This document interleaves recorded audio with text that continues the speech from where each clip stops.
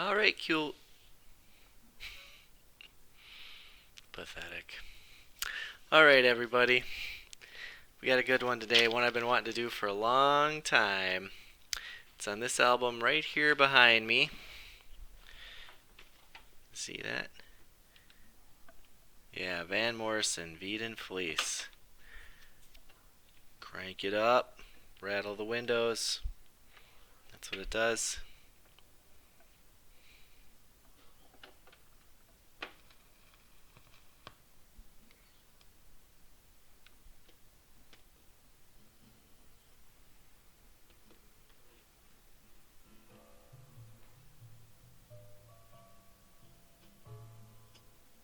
Oh yeah. I think somebody knows how to play the piano. Not bad vocals either, huh?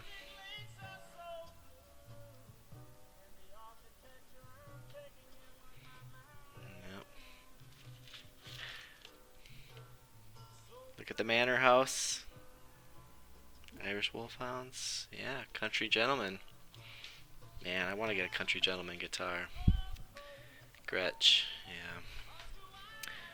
Preferably a Shet Atkins one. Or maybe they're all Shet Atkins country gentlemen. I don't know. I'll take either one. Hey, Bubbles, you're in my spot. Excuse me. Never mind, Bubbles. Anyways, yeah. This is one I've been wanting to do for a very long time, a couple years now. Veedon Fleece. And because I'm inept, incompetent, taking me 2 years to actually do a review of this. And when it's done, you're going to think that it should have only taken me about 2 minutes to do this, because this is a pretty weak review on an excellent album. But hey, I've got notes, so that's something. Although I think my secretary must have been drunk when she took these down. I don't know if I can make head nor tail of them. But anyways, Van Morrison-Veedon Fleece. Definitely a low-key masterpiece. Fantastic record. It's not a high-key masterpiece like, say, I don't know, the Beatles' Abbey Road, or AC/DC, the Black Album. Wow, this is very informative. AC/DC Back in Black. Or, what the heck, Metallica, the Black Album. Yeah, that's a high-key masterpiece as well. And if there was an AC/DC, the Black Album, that would be better than both of them, I'm sure. But this is a low-key masterpiece. It's very, well, it's low-key in general. Just in the sound of it. It's fairly mellow, jazzy. Nothing wrong with that. But it's low-key, too, in the sense that there isn't any really stark, inspired ideas in it. There's no melody that's, a timeless melody that's going to get stuck in your head forever or anything like that. But there is melody all the time. All melody all the time. On pretty much every instrument. The bass is fantastic on this album. I don't know if there's some acoustic bass. It might be stand-up bass. I don't know. Just the sound of the bass is incredible. Excellent piano playing, of course. Van's vocals. Just amazing interplay as a lot of flute as well, as all these different instruments weave in and out of each other. Yeah, each taking their little turn in the spotlight on the stage and then stepping aside and letting the other one come in. But all very naturally done. So I think we'll just go. I made notes on each of the songs, so I guess we'll just go through and cover them as best we can. It starts out with Fair Play. This tune has a cool descending melody line. I think on the acoustic guitar or the bass guitar, or maybe they're both doubling it, or it's an acoustic bass or stand-up. I don't know. anyways, that's kind of the hook of the song is it's this sort of descending melody line. Really cool. Um, this is the epitome of what we would refer to as a, well, what I would refer to as a pastoral song. Um, Literally refers to lakes, meadows. I don't think he mentions the word pasture per se, but it's implied. Um, Very literary song, literally literary. He mentions Poe, Wilde, Thoreau, paperback books, all these things. For some reason, the Lone Ranger's mentioned, Iowa Silver, and Geronimo. So I don't know if he's mixing a little classic television with his paperback book. Not sure what that's about, but it sounds like a pleasant day overall. Nice little walk in the countryside, some good reading, some good TV. The next song is Lyndon Arden, something, something, something. Um, it's a interesting little story that he's made up there and that he tells. The song ends abruptly, kind of like you might imagine Lyndon Arden's own life ending abruptly. Yeah, might be a bit of a morality tale in that one.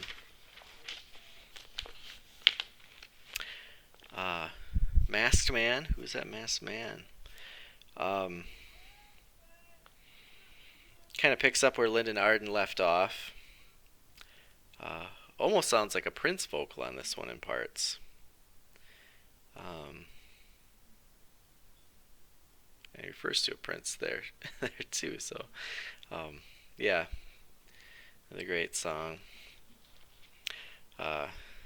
Followed by Streets of Arklow, which is more poetry, more island, more pastoral, fantastic flute. You see the inspiration coming in from his surroundings. In fact, the album in general, I think, was inspired by the house he was living in there in Ireland and the surrounds. And that's something I want to get into in some more detail in a future video, is how, as an artist, it can be very conducive to have surroundings that inspire you or relax you or put you in a contemplative frame of mind. Maybe not absolutely necessary. I'm sure you can power through even if you're in dismal surroundings or turn that somehow into your art, but I think there is something to be said for you're kind of, as you're going through the library of your mind, almost being in a sort of or the art museum of your mind, or whatever it is that you're drawing upon. The sound stage, being in an environment that kind of echoes those things and promotes them. That's everything for side one, I guess. Yeah, it ends on, or no, that's not true. It doesn't end on Streets of Arklow. There's Don't Pull No Punches, which is kind of a tense song. The other ones, fairly relaxed, sort of rambling tunes. It's got a bit of a Twilight Zone feel to it. Yeah, a little rattlesnake mamba type thing. More flute.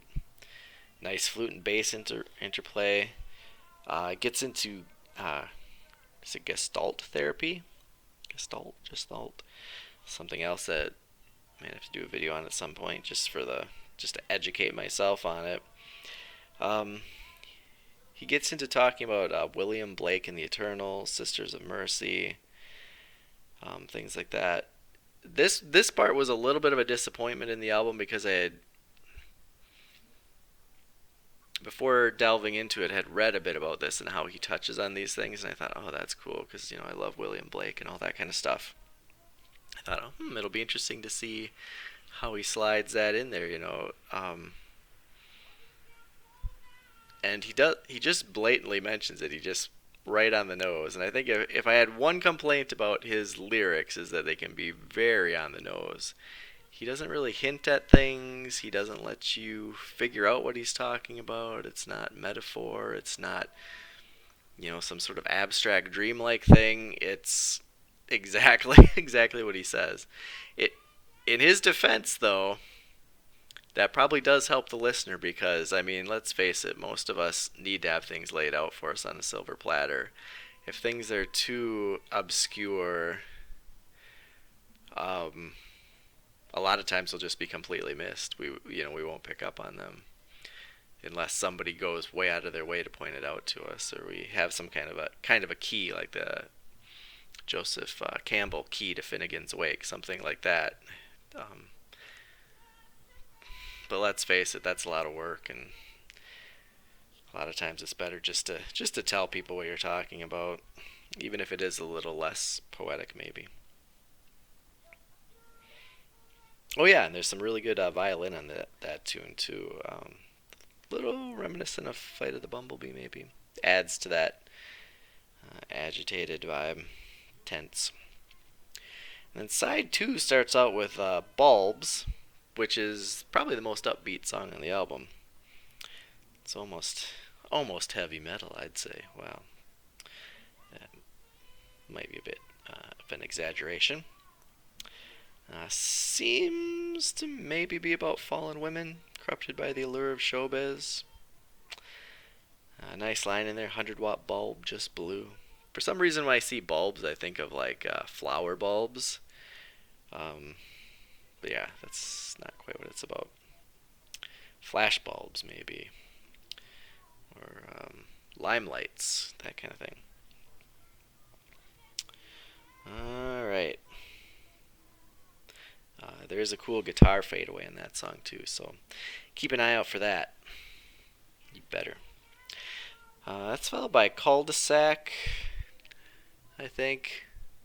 It's hard to make out from the album. I didn't look at the vinyl to get these in exact order. This one kind of has a cool rhythm beat to it. It kind of has a tug to it. Hangs way back on the beat. Great scatting by Van. Give Steven Tyler a run for his money on that one. Maybe Aerosmith should do a cover of this song. Why not? Be sweet. They could even make an innuendo out of the name cul-de-sac, right? Right. The next song is Comfort You.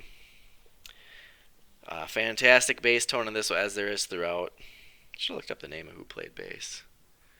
I watched there's a really great documentary on YouTube that someone kind of did someone piece it together? Or was it I think it was a proper documentary actually on the whole making of this album. They interviewed the various band members, but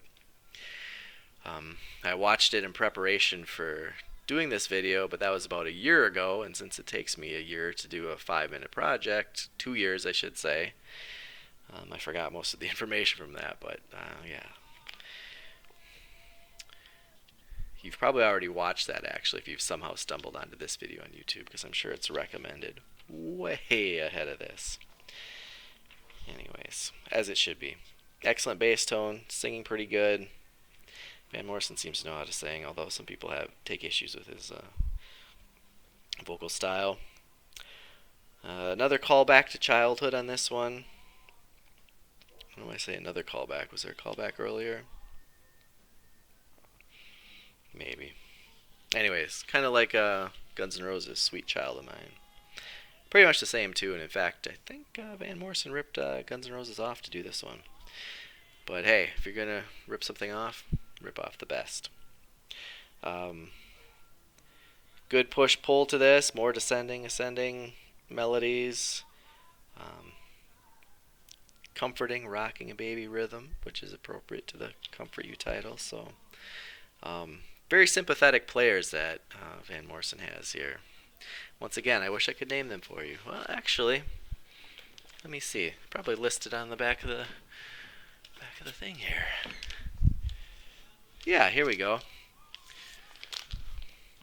It's probably redundant if you have the album, but what the heck? These guys are amazing. They deserve a shout out. So we're going to shout out guitars, Ralph Walsh, John Trapia.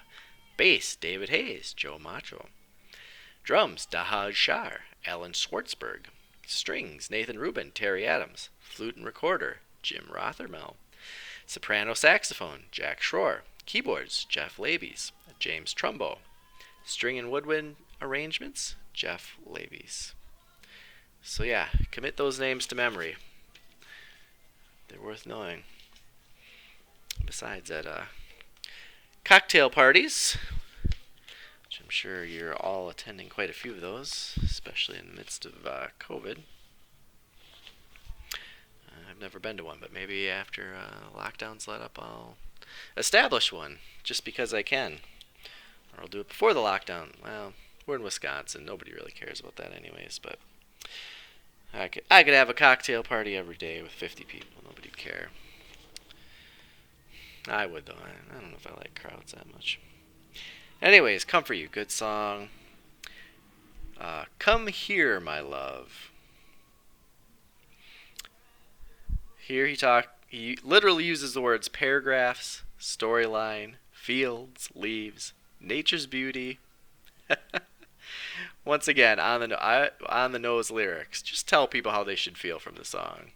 The music will more or less do it for you. Although, that said, after I was just puffing up the musicians there, music is very busy on this, whereas the lyrics are kind of moody, contemplative, reflective. It's not, Metallica, Lulu or something where it's just completely incongruous, but everything flows together. But the music is probably busier than your mood actually would be if you're just sort of going on a gentle walk contemplating these things. But that's all right. The mood, engulfed by inner mood, melancholy feeling, spirits high. tells you how you should feel about the song. Once again, from a lyrical perspective, maybe a little too precise, spelling things out a little too much, but it does work. People get the message one way or another.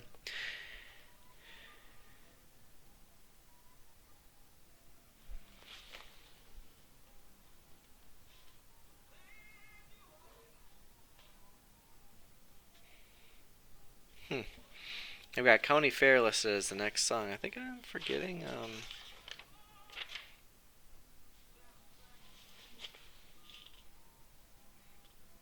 Oh, The River Don't Pull No Punches. Never mind. County Fair. Yeah, that's a song on this album. And everybody loves the County Fair, so that's a great thing right from the get-go. It seems to be about an old man looking back on a brown-eyed girl. That's what I imagine. Could predate what's going on in Brown Eyed Girl, though. Could be referring to very young children enjoying the simple pleasures of a summer day. So once again, very nostalgic, contemplative, reflective, pastoral. County fairs. Yeah, they definitely fit into pastoral stuff. So there is one thing that once again I want to go into more detail in a future video where I actually figure out what I want to talk about and don't just ramble like a fool, but rather have strict, foolish bullet points that I adhere to. This is a kind of album I had talked about earlier about it being a low-key masterpiece. This is a very smart kind of album for any artist to make. I would liken it to something like OK Computer by Radiohead, or pretty much everything by Radiohead after the Bends. It's a very dense, very layered album. Rambling. The whole point of the album is to sort of create a mood that allows the music to wander where it will. Which is the opposite.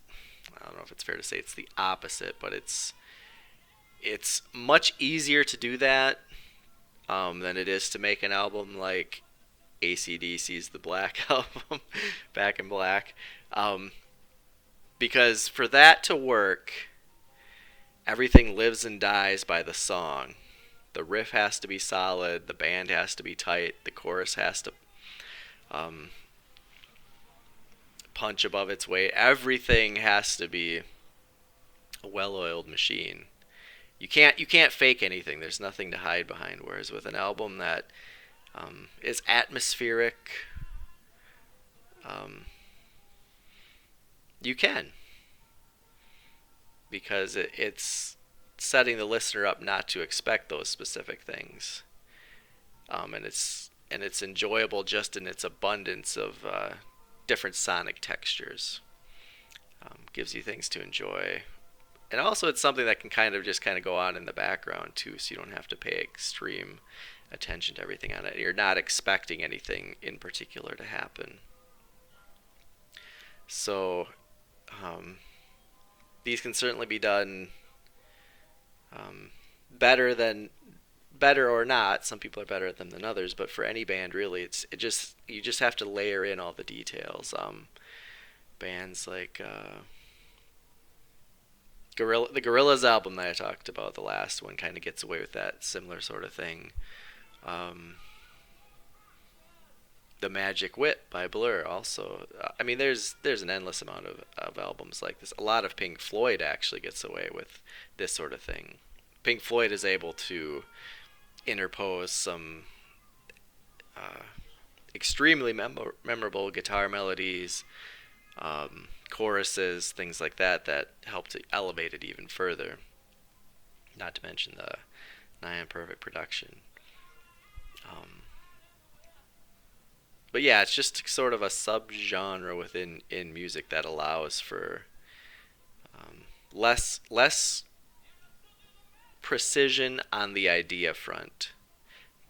Pop music, certain kinds of rock music, um, you have to swing for the fences and you have to connect.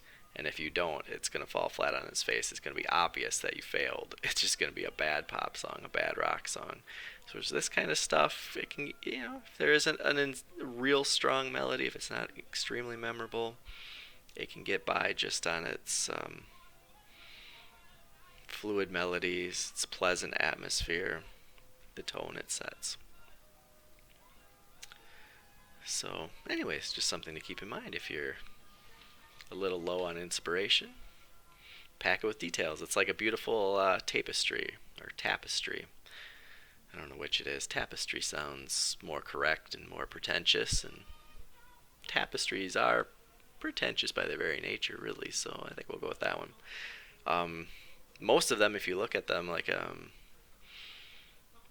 like a Chinese tapestry, the detail. If you look at any particular detail, it's not particularly amazing, like an individual figure drawn on it. But the whole thing together, the accumulation of so many things going at once in so many different colors, the overall effect is overwhelming. And you can do that exact same thing with music.